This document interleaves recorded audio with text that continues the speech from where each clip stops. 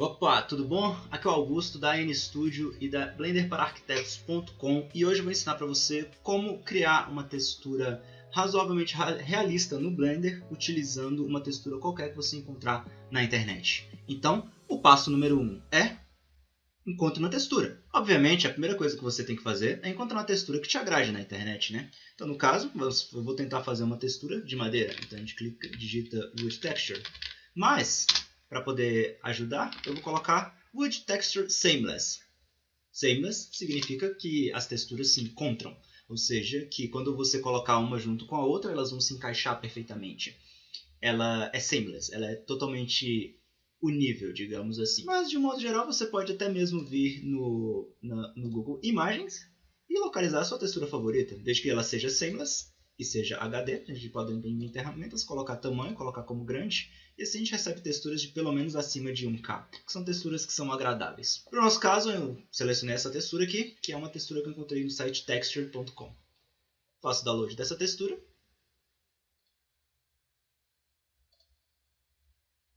No caso, eu já tinha ela salva uma vez, porque eu já tentei gravar esse tutorial uma vez. E pronto. Temos essa textura salva em uma pasta só dela. Passo número 2 é, precisamos dos mapeamentos. Abra uma nova aba do seu navegador favorito e procure por Normal Map Online. O primeiro site provavelmente será o site Normal Map Online da GitHub. Nesse site você pode arrastar qualquer textura aqui para dentro, desde que ela tenha um tamanho razoável, e ele vai te dar os mapeamentos necessários para você criar um mapeamento de uma textura em 3D em alta resolução.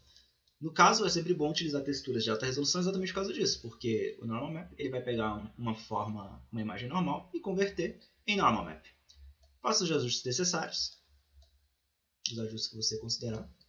Caso você esteja tão irritado quanto eu, desligue essa maldita rotação, que faz você não enxergar absolutamente nada. Procure um local para você enxergar como sua madeira está saindo e vai testando. Faça o download do Normal Map, do Displacement Map, do Ambient Occlusion e do Specular. Sendo o Normal Map responsável pela geometria, o Displacement Map também, porém o Normal Map utiliza 3 valores enquanto o Displacement Map utiliza 2. Ambient Occlusion, para escurecer as bordas e os encontros entre as tábuas da madeira, ou os bordas e os encontros de seja qual for o material que você está trabalhando. E o Specular, que define o quão brilhoso o seu material será, ou não será, depende da sua configuração. Você pode clicar em Download All e depois você renomeia elas. Basta clicar aqui em Download All, que ele vai baixar tudo, e você vai salvando, e todos estarão felizes e satisfeitos dentro da pasta que você criou. Simples, não? O passo número 3 é, vamos levar isso para o Blender? Com o seu Blender aberto, no nosso caso, vamos configurar uma cena rápida, apenas com um plano de 2 metros por 2 metros, que é o valor padrão, e uma lâmpada, uma point lamp. Erga a lâmpada um pouco para que você possa enxergar, certifique-se de você estar no Cycles Render e ao apertar as teclas Shift e Z, você consegue ver como que a luz está interagindo com esse material. Vamos reduzir um pouco a força dessa luz e temos aqui uma bolinha. O próximo passo após isso é configurar o material. Clique na sua tábua, ou como você queira chamar o seu plano. Mude o seu Node Editor para Node. Você pode utilizar a tecla Shift F3 para poder entrar aqui, né? Clique em New. Delete esse Diffuse. Afinal, o Diffuse é totalmente inútil hoje em dia, porque agora nós temos o Principal Magic Shader, que é mágico mesmo. Ligamos ele à superfície. Shift Z na nossa Viewport. Nós vemos agora como o nosso material está. Você também pode colocar aqui na aba de material e colocar o preview para ver mais ou menos como está ficando. Eu vou reduzir o Roughness para você poder enxergar melhor o que está acontecendo. Vou deixar o Roughness aqui em 0.2 e nós temos aqui como que a coisa está ficando. Agora vamos inserir no nosso material as texturas que nós baixamos. O primeiro passo é inserir a cor da textura. Pegamos a textura, ligamos a Color, obviamente, na Color. E, ops, algo está errado e não está certo, obviamente. Saímos do modo de Render com a tecla Shift Z, clicamos no nosso plano, tecla Tab, apertamos para poder entrar no modo de edição, aperta a tecla U, e para o nosso caso, como é um material muito simples, eu vou utilizar o Smart UV Projection.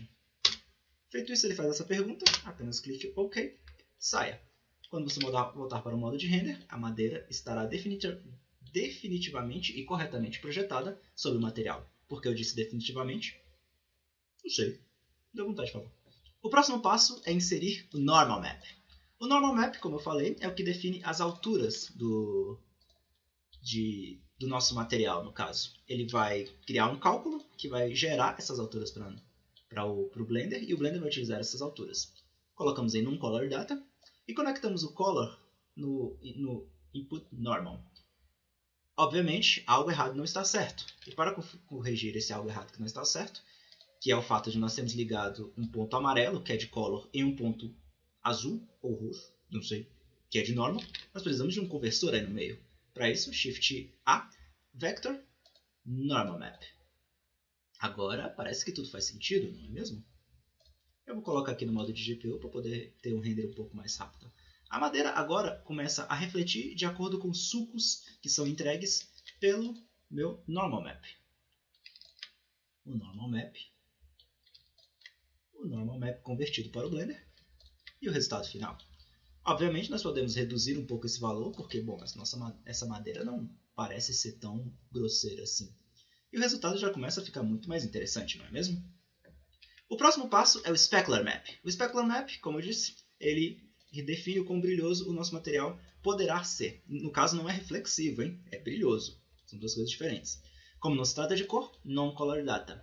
Lembre-se, quando não tem a ver com o input base color, não tem que colocar core. Tudo vai ser non-color data. Eu falei core ao invés de cor? Não sei, também piarei. Pegamos o output color e ligamos no input de specular, já que se trata de um specular. Mas agora a gente tem uma imagem e não tem como controlar o quão specular, o quanto de brilho vai ter no nosso material. Então nós apertamos Shift A, vamos aqui em Converter, Color Ramp, e vamos colocar essa Color Ramp entre o specular e a nossa imagem que define o specular. Quando clicarmos aqui na parte mais clarinha, na parte branca, e clicarmos aqui, podemos ignorar a parte de cor e utilizar essa barra aqui, que é preta e branca, como um slider, que vai nos dar o quanto desse efeito a gente quer no nosso material, sendo preto nada e branco tudo. Então vou reduzir aqui para poder ter um pouco menos de brilho. E agora o nosso material já começa a ganhar uma cara muito melhor. Começa a ganhar uma cara realista. O próximo passo é inserir o Displacement Map. Geralmente você pode pular esse passo, mas no meu caso eu quero que os sulcos da madeira, ou seja, os encontros das tábuas, tenham um pouco mais de proeminência. E o Displacement Map, como ele se trata de preto e branco, ele me dá essa possibilidade de trabalhar com essas quinas pretas. Afinal, elas serão totalmente pretas. Para isso eu conecto o Displacement diretamente no Displacement. No Displacement do último output do material, que é o Material Output. Você pode ver que o efeito ficou extremamente grosseiro. Isso porque nós não colocamos em non-color data. E a segunda parte é que nós vamos utilizar novamente Color Ramp para poder regular o quanto desse efeito a gente quer. No caso, eu quero. Você só observa. Clicamos na parte branca, clicamos aqui embaixo. E nós podemos agora reduzir o tanto de displacement que eu quero nesse material. Quando o valor do displacement estiver te agradado, você para. Ou você nem usa, às vezes o displacement talvez não seja necessário para o que você está tentando fazer. O próximo passo, Ambient Occlusion. O Ambient Occlusion é um efeito que ele não é exatamente fotorrealista, mas é um efeito artístico muito bom para o tipo de material. Colocamos ele aqui então em Non-Color Data, e nós vamos misturar o Ambient Occlusion, que é esse tipo de efeito, com o normal, com a nossa cor, que é o material, só a cor dele mesmo, né? Que é o diffuse no caso. Então, para misturar esses dois efeitos, primeiramente eu vou colocar o Ambient Occlusion embaixo, para uma questão de organização, e vou colocar Color Mix RGB. Mix RGB para misturar duas coisas que têm cores RGB, certo? Só que a nossa mistura aqui, quando a gente pluga um em cima e um embaixo, fica totalmente confusa, esquisita e estranha. Mas para corrigir isso, eu vou utilizar o Multiply. Por quê? Porque eu quero multiplicar os valores escuros que estão aqui nesse node de Ambient Occlusion e acrescentar esse valor multiplicado sobre essa cor. O resultado final é, eu consigo deixar mais claro ou mais escuro os cantinhos, os pontos de encontro da madeira. Como você pode ver, a madeira dá uma leve escurecida. É um efeito que eu gosto de utilizar porque dá um pouco mais de contraste na cena. Agora o penúltimo passo, que é um dos passos provavelmente mais importantes para você criar um material realista, o roughness. Roughness é o valor mágico do fotorrealismo, mas o normal map online não nos dá um valor de roughness, então a gente vai ter que improvisar. No caso, eu vou utilizar o Displacement Map para mapear o Roughness. Isso porque você pode utilizar também o Ambient Occlusion ou o próprio Specular. Isso vai variar do que você achar melhor, você pode utilizar qualquer um deles. No caso, eu vou utilizar o Displacement Map, porque eu já testei antes e gostei mais do resultado que ele me deu. Como não se trata de cor, não color data, e conectamos isso ao Roughness. Vemos que o efeito já ficou bem mais rough, né? O reflexo praticamente desapareceu da madeira. Para poder controlar o quanto de roughness eu quero nesse material, eu vou utilizar um Shift, vamos lá, Shift A, Converter e Color Ramp. Color Ramp, como vocês podem ver, é o meu slider favorito, né? Clicamos aqui no branco, selecionamos e começamos a reduzir ou aumentar a quantidade de rough que isso vai ter. Mas no caso, o roughness ele está com o valor invertido no primeiro momento. Ele não está com o valor correto no caso. Para isso, então, eu vou colocar aqui em Shift A e Invert, aqui em Color Invert. Que aí nós vamos observar como que o roughness vai interagir agora com o material. No caso, as partes, como você pode ver, as partes mais brancas elas ficam 100% rough, 100% escura, ou seja, é o valor 1, e as partes mais pretas ou escuras são o valor 0, que seriam o brilho. Então, quanto mais escuro colocar aqui, mais brilhoso vai ser lá. Fica invertido porque o valor é sobre roughness, não é sobre glossy. Alguns softwares trabalham com glossy. Então, no caso, eu vou abaixando e aumentando aqui o valor para poder interagir com a minha madeira. Seleciono o valor que mais me agrada e agora nós temos uma madeira excelente. Está praticamente terminado. Só falta uma coisa, o pulo do gato, o toque do mestre, que é uma coisa que muitos artistas não fazem. Dirt Map. A fase de Dirt Map é uma fase que é o que define um trabalho fotorrealista e um trabalho bonito, porém não fotorrealista. Eu vou utilizar esta Dirt Map, a qual você pode baixar aí na descrição do vídeo. Vou colocar em um Color Data e vou misturar a Dirt Map com o Roughness. Como você já observou, para misturar duas texturas diferentes, você só precisa vir em Color e Mix RGB, que é misturar duas cores. Plugo o meu Dirt Map na Mix RGB e já é possível observar o resultado. Você consegue observar pequenas sujeirinhas no Roughness. Vamos mudar para Multiply. Vamos aumentar o FAC e ver como as coisas estão ficando. O resultado final é que esse FAC nos dá um controle sobre o Roughness. Você pode ver que quando eu aumento o Roughness fica maior e agora quando eu aumento o Roughness fica um pouco mais... e quando eu reduzo para 0 o Roughness fica um pouco mais rough, né? Mais rugoso mesmo. Mas para tornar esse efeito ainda mais interessante, nós não colocamos ele apenas no Rough, nós também podemos colocar ele com o modo Screen. Assim no modo Screen ele vai se sobrepor à textura Roughness e nós teremos as duas juntas ao mesmo tempo, misturadas. Olhando mais de perto é possível ver pequenas sujeirinhas. Lembrando que o efeito de sujeira não é para ser visto literalmente, ele é para ser sentido. Ou seja, é um detalhe sutil que faz você olhar para aquela cena e pensar, nossa, como isso está realista. Caramba, ficou bom pra caramba. É uma coisa no feeling. Mais do que no olho, é no feeling. É para você fazer a pessoa sentir que aquilo está realista. E o último passo é você linkar essa textura com a textura da cor. Para isso, eu vou utilizar um Color, Mix RGB, que é o que mistura cores, né? E vou misturar novamente essa imagem de sujeira com a nossa imagem de cor mesmo, né? Com a própria cor do material.